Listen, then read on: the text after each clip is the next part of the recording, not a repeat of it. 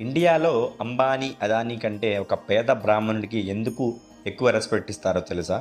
అమెరికాలో ఎలాన్ మస్క్‌కి దక్కే గౌరవం మన దేశం కేవలం నాలెడ్జ్ ఉండేవారికి ఎందుకు దక్కుతుందో ఈ వీడియోలో చూద్దాం. మనం ఎప్పుడైనా విన్నామా? పలానా బ్రాహ్మణుడి దగ్గర కోట్లు ఉన్నాయి, ల్యాంబోర్గిని కారు ఉంది అని? లేదు కదా! ఎందుకంటే ఒక బ్రాహ్మణుడు తన నాలెడ్జ్ వల్ల గౌరవాన్ని పొందుతాడు. తన బ్యాంక్ బ్యాలెన్స్ వల్ల కాదు. నిజానికి మన వర్ణ వ్యవస్థ గురించి మనం చాలా తప్పుగా అనుకుంటున్నాం. అది ఒకరి కింద ఒకరు ఉండే స్టెప్ లాంటి హైరార్కీ కాదు.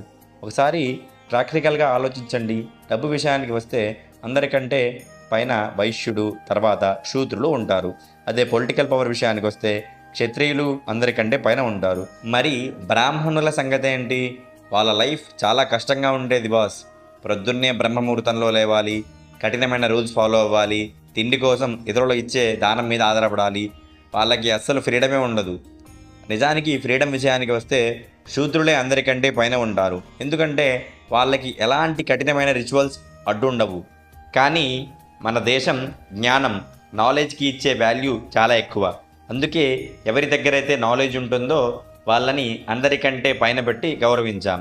ఒకవేళ ఇండియా కనుక అమెరికా లాంటి దేశం అయ్యుంటే బిజినెస్ చేసే వాళ్ళకే టాప్ రెస్పెక్ట్ ఇచ్చేవాళ్ళం.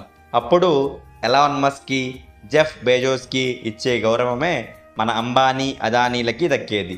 కానీ మన దగ్గర అంబానీ, అదానీలు ఇప్పటికీ విమర్శలు ఎదుర్కొంటూనే ఉన్నారు. ఎందుకంటే మన కల్చర్లో డబ్బు కంటే వివేకానికి ఎక్కువ వాల్యూ ఇస్తాం. మనం బుక్స్లో కూడా ఒక పేద బ్రాహ్మణుడు ఉండేవాడు అని చదువుతాం, కానీ ఒక ధనిక బ్రాహ్మణుడు అని ఎక్కడైనా విన్నామా? అంటే ఈ వ్యవస్థలో బ్రాహ్మణుడు అంటే కేవలం జ్ఞాని మాత్రమే, ధనవంతుడు కాదు. మన కల్చర్లో డబ్బు కంటే వివేకానికి ఎక్కువ వాల్యూ ఇస్తాం. అందుకే ఆ రోజుల్లో అలెగ్జాండర్ లాంటి రాజులు కూడా మన దేశానికి వచ్చింది కేవలం సంపద కోసం మాత్రమే కాదు, ఇక్కడి జ్ఞానం కోసం కూడా.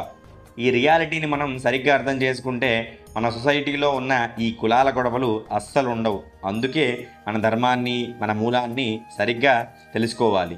ఈ వీడియో మీకు కొత్త ఆలోచనని ఇచ్చింది అనుకుంటున్నాను. ఈ ఇన్ఫర్మేషన్ నచ్చితే లైక్ చేయండి, మీ ఫ్రెండ్స్ అండ్ ఫ్యామిలీకి తప్పకుండా షేర్ చేయండి. ఇంకా ధర్మ అని కామెంట్ చేయండి. ఫాలో చేయడం మాత్రం అస్సలు మర్చిపోకండి.